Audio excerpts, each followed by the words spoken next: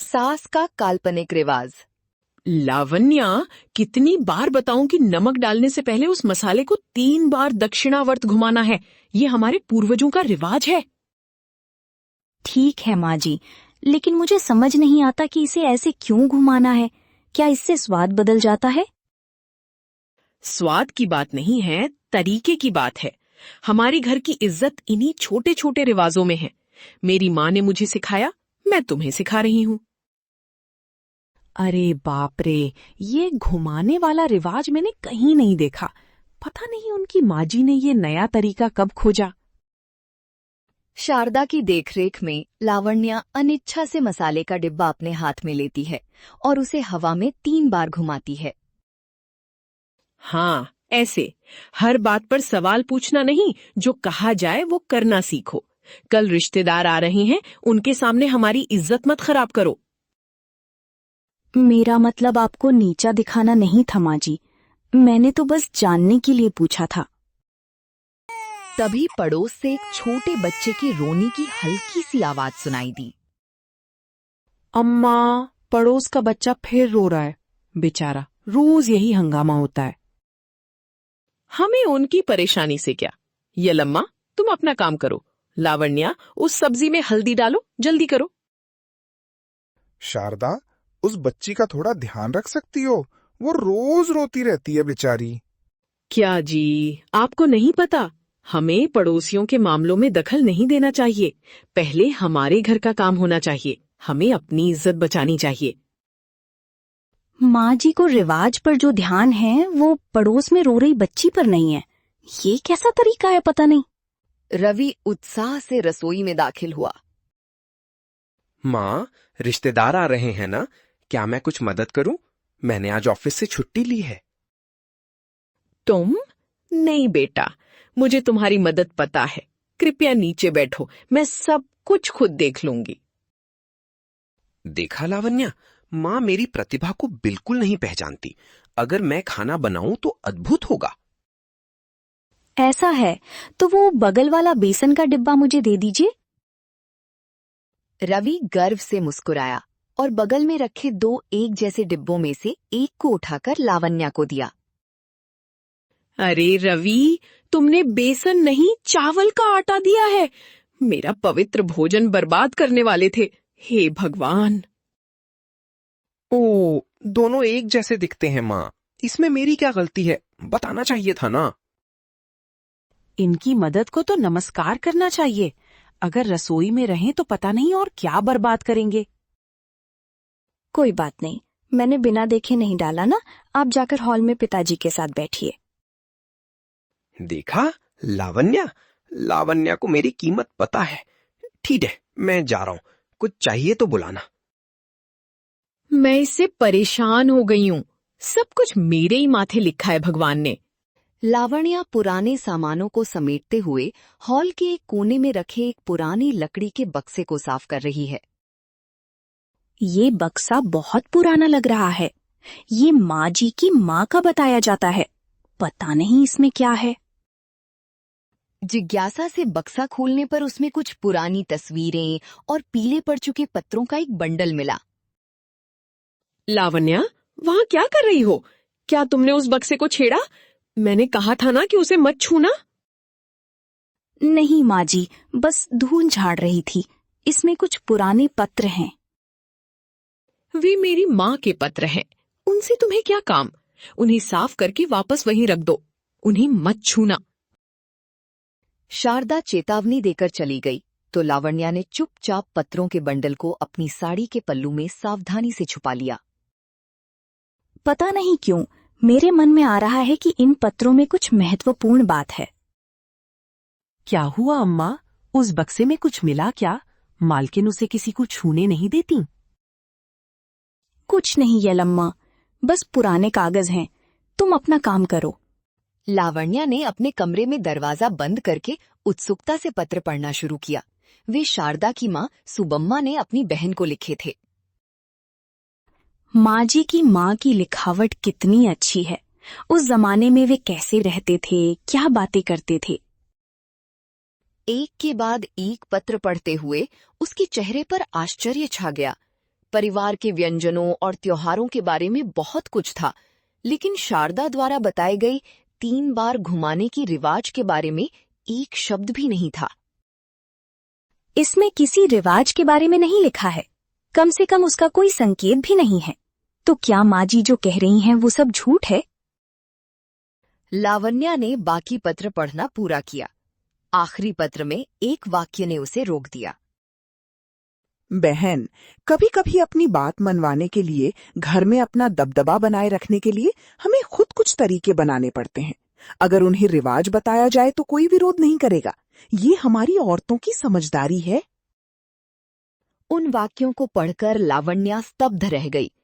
शारदा के व्यवहार के पीछे का कारण उसे पूरी तरह समझ में आ गया। तो ये कोई रिवाज नहीं है, ये तो माँ जी की माँ द्वारा अपनी सत्ता बनाए रखने के लिए खोजा गया एक तरीका है, और माँ जी इसका आंख बंद करके पालन कर रही हैं। हॉल में शारदा और लावण्या चुपचाप बैठे थे। रवि ने उनके बीच शांति स्थापित करने का फैसला किया। देखो रवि, तुम्हारी पत्नी का व्यवहार बिल्कुल ठीक नहीं है। सुबह से किसी खोई हुई चीज की तरह है। रिवाजों का कोई सम्मान नहीं है। मैंने कुछ भी असभ्य व्यवहार नहीं किया है, मैंने तो बस कुछ बातें जानने की कोशिश की है। माँ, तुम शांत रहो। लावण्या, तुम भी थोड़ा समझौता करो। आखिर समस्या क्या है? समस्या उसी 3 बार घुमाने की रिवाज की है। वो हमारे परिवार की इज्जत है, हमारा सम्मान है। ओ, बस इतना ही? इसी के लिए इतना झगड़ा? मुझे एक अच्छा विचार आया है, मैं इसे सुलझाता हूं। रवि का चेहरा चमक उठा। माँ, लावण्या 3 बार घुमाने को मना कर रही है ना, तुम उसे 6 बार घुमाने को कहो। बीच में सौदा हो जाएगा। 3 बार अपनी पसंद से, 3 बार तुम्हारी पसंद से, दोनों खुश रहेंगे। रवि की बातों पर शारदा और लावण्या दोनों चुपचाप आश्चर्य से उसकी ओर देखने लगे। छी, चुप हो जाओ। क्या तुमने इसे बाजार में सब्जियों का सौदा समझा है? तुम्हारी बुद्धि को आग लगे। क्या तुम्हारा दिमाग काम कर रहा है? हे भगवान, इनके समाधान के लिए तो भगवान को ही उतरना पड़ेगा। जले पर नमक छिड़क दिया इन्होंने। इन्हें असल बात समझ नहीं आती और ये बीच में बोलना बंद नहीं करते। हे भगवान। पूरा परिवार घर के सामने इकट्ठा हो गया। पड़ोस के दरवाजे से बच्ची के रोने और बड़ों के चिल्लाने की आवाजें साफ सुनाई दे रही थीं। क्या जी, देखा? अगर वे अपने घर में लड़ते हैं तो हमें क्या? बीच में जाएंगे तो हमारी ही इज्जत खराब होगी। शारदा, वो छोटी बच्ची है, उसे क्या पता। हमारा चुप रहना बहुत बड़ी गलती है।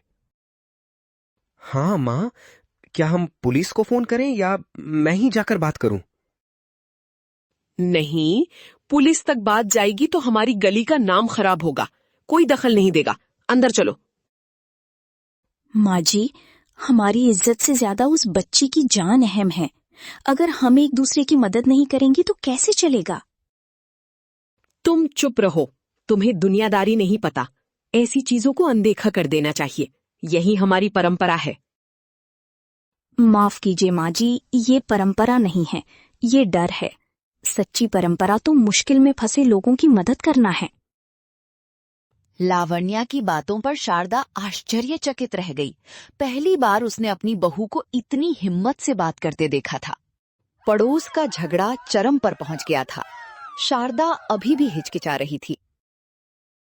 अगर तुम मेरी बात नहीं सुनोगी तो तुम्हारी मर्जी, लेकिन अगर तुमने ये दहलीज पार की तो मैं तुम्हें बताऊंगी। माँ जी, 1 मिनट, क्या आपको पता है कि दादी जी ने अपने पत्र में क्या लिखा था? लावण्या ने अपने हाथ में रखा पत्र आगे बढ़ाया और शारदा को सुनाई देने लायक धीमी आवाज में कहा। नियमों और तरीकों से बढ़कर इंसान की इंसानियत है, वही हमारी असली दौलत है। उन्होंने लिखा था, हमें अब इस रिवाज का पालन करना चाहिए, आपके काल्पनिक रिवाज का नहीं। अपनी माँ की बातें और काल्पनिक शब्द सुनकर शारदा का चेहरा बदल गया। उसका घमंड पिघल गया और उसकी आंखों में एक तरह की समझदारी दिखाई दी। आप लोग बात करते रहिए, मैं उन्हें भागने से रोकने के लिए उस घर का गेट बंद कर देता हूं। ये कहते हुए रवि पड़ोस के गेट की ओर भागा। उसे जोर से बंद करने की कोशिश की, फिसल गया और उसमें फंस गया। माँ, ओ मेरा पैर फंस गया, मुझे बचाओ, दर्द हो रहा है। इन्हें कोई रोक नहीं सकता। अब तो तवे से कढ़ाई में गिरने जैसी स्थिति हो गई है। रवि के इस काम से स्थिति अचानक बदल गई। शारदा के पास अब सोचने का समय नहीं था। उसने तुरंत लावण्या की ओर देखा। लावण्या, तुम उनके दरवाजे पर दस्तक दो। मैं इस बेवकूफ को बाहर निकालती हूँ। यल्लम्मा, जल्दी से एक डंडा लाओ। सास बहू ने एक दूसरे को इशारा किया और तुरंत काम में लग गए। लावण्या ने पड़ोसियों से बात की और उन्हें शांत किया। शारदा और अप्पाराव ने मिलकर रवि को बाहर निकाला। 10 मिनट में झगड़ा शांत हो गया। बच्ची के सुरक्षित होने की पुष्टि करने के बाद सभी घर में आ गए। हॉल में सन्नाटा पसरा हुआ था। देखा लावण्या, अगर मैं गेट पर उन्हें नहीं रोकता तो वे भाग जाते। मेरी योजना कितनी अच्छी काम की ना। तुम थोड़ी देर चुपचाप बैठो। तुम्हारी योजनाओं की वजह से मेरी जान निकल गई थी। रिश्तेदारों के लिए बनाया गया पवित्र व्यंजन एक तरफ रखा था, जिसके बारे में किसी ने बात नहीं की। लावण्या, बताइए माँ जी। कॉफी बना दो, सिर में दर्द हो रहा है। उसकी आवाज में अधिकार नहीं था, एक तरह की विनती थी। लावण्या मुस्कुराते हुए रसोई की ओर चली गई। उस घर में 3 बार घुमाने का रिवाज उस दिन खत्म हो गया था और इंसान की मदद करने का नया सच्चा रिवाज शुरू हो गया था। ये दोनों को बिना कहे ही समझ आ गया था।